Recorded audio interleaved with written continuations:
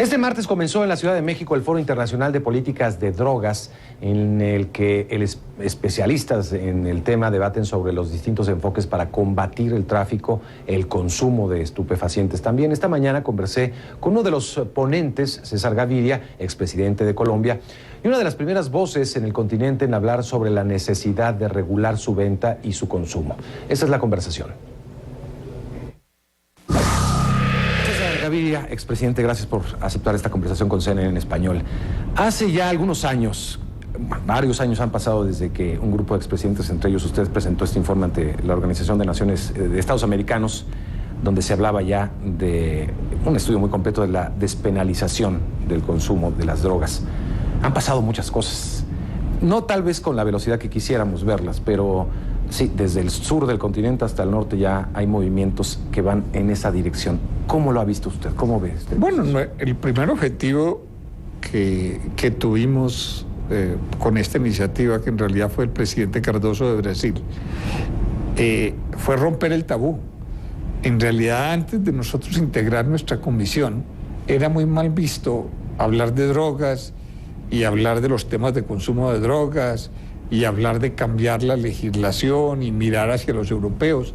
Era casi imposible, se veía muy mal que una persona más o menos respetable, y la verdad es que en estos años el cambio ha sido dramático, ya son los presidentes, ya son figuras muy reconocidas, y ha habido cambios de políticas en muchos países, y yo creo que ya el tema de romper el tabú pasó.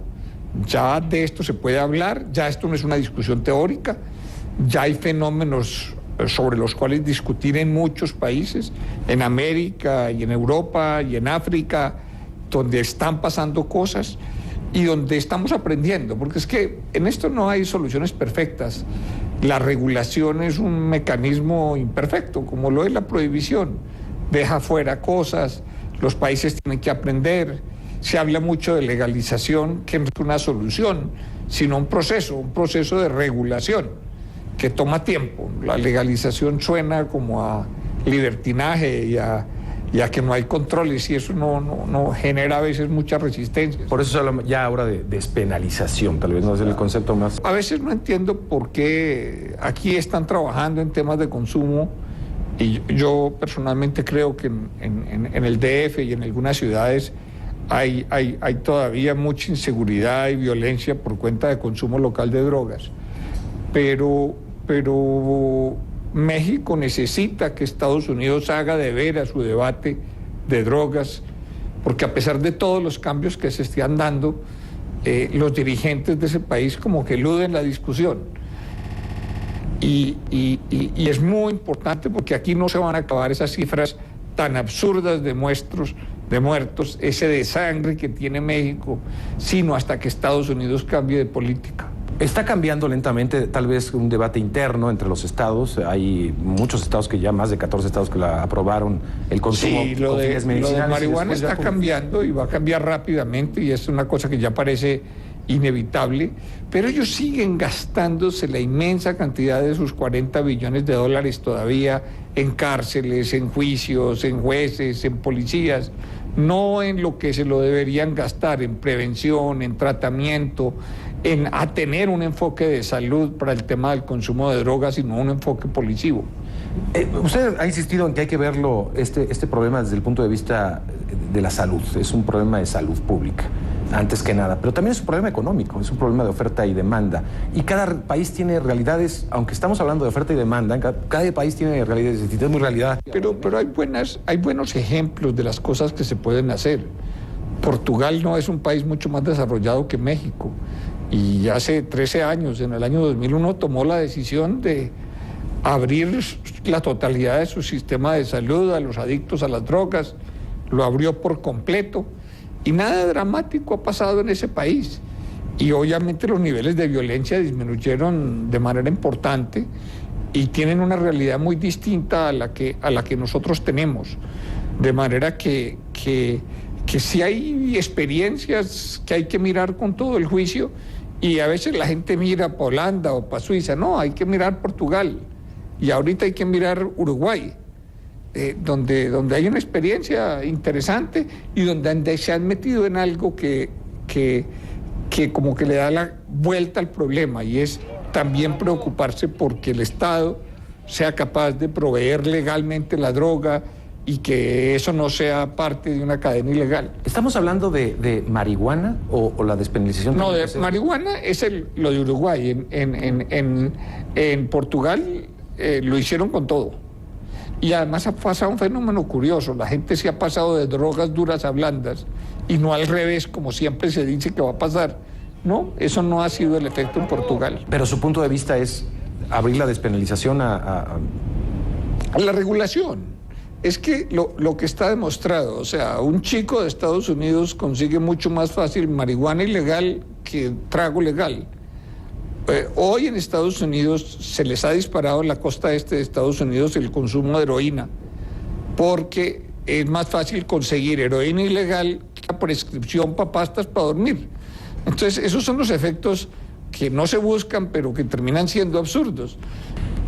A usted le tocó experimentar lo que es enfrentar organizaciones criminales que en ese entonces no tenían precedente alguno, eran sumamente poderosas. En México parece que se vive una situación no igual, pero sí muy similar a lo que pasó en ese entonces, con organizaciones muy distintas. ¿Hay futuro? ¿Usted ve que esto pueda llegar a un buen fin? ¿Cómo se está actuando actualmente? ¿O hay que también cambiar la estrategia? No, yo sí creo que hay final. Yo no tengo ninguna duda de que México está en condiciones de recuperar buena parte de la seguridad que perdió. Ahora, es probable que tenga que invertir más en seguridad. Es probable que tenga que fortalecer más su justicia en términos de narcotráfico. Yo creo que aquí hay muy pocos instrumentos excepcionales para eso. Creo que tienen que trabajar mucho más en la profesionalización de su policía de entrenamiento militar para hacerle frente a los fenómenos de organizaciones criminales. Es un proceso que ya empezó, pero que apenas está avanzando sobre él. Pero yo no tengo ninguna duda de que, como lo hizo Colombia, México es capaz de recuperar buena parte de la seguridad que ha perdido, y que ese tiene que ser el principal objetivo de la política, no parar las drogas, sino recuperar la seguridad, sí, pero el objetivo de la política y la legitimidad de la política depende de recuperar la seguridad del país. En Colombia se vivió también una experiencia en el Poder Judicial, como que se llegó a una, digamos, sinergia de los tres poderes. En México todavía vemos casos de jueces muy recientemente que están siendo investigados por haber liberado a exnarcotraficantes, o bien que han sido coludidos y se descubrieron millonarias cuentas millonarias fortunas en sus cuentas personales. En Colombia, ¿qué se hizo? ¿Cómo se llegó a ese modelo? No, lo que pasa es que aquí en México mi impresión es que ha habido algo de escapismo. Cuando la gente cree que es que aquí el fenómeno del narcotráfico proliferó porque la policía era corrupta, incurrió en cierto acto de escapismo. La verdad es que el narcotráfico se mete por todas partes. Se mete a la justicia, se mete al ejército, se mete a la policía, se mete por todas partes. Se mete a las autoridades políticas. Y también por eso es que se necesitan instrumentos especiales. Este es un país donde, a mi juicio, debería haber testimonios secretos para las cosas de narcotráfico. ¿Por qué no? O sea, debería haber enriquecimiento ilícito y que la gente pierda los bienes por enriquecimiento ilícito, los narcos, que es algo que México no ha sido capaz de sacar adelante en su justicia. Finalmente, don César Gaviria, también Colombia está viviendo un proceso ya extendido de pacificación con las FARC. Me parece que al reelegir, mejor dicho, al presidente Santos, Colombia apostó por seguir por ese camino de alguna manera. ¿Cómo ve usted el proceso? No, yo creo que el presidente Santos va a sacar adelante su proceso de paz. Yo creo que ha sido bien llevado, bien conducido, y que hay mucha presión internacional sobre las FARC para que avancen. Y ya hay 3 puntos que se han acordado y que son supremamente importantes. ¿Se ve para pronto que...? Pues no sé si se puede hablar. Son muchas generaciones ya, generaciones incluso de conflicto. Pero no, yo sí creo que en la primera mitad del gobierno del presidente Santos eso debería ocurrir. Muchas gracias, don César Gaviria, por estar con nosotros. Bueno, muchas gracias.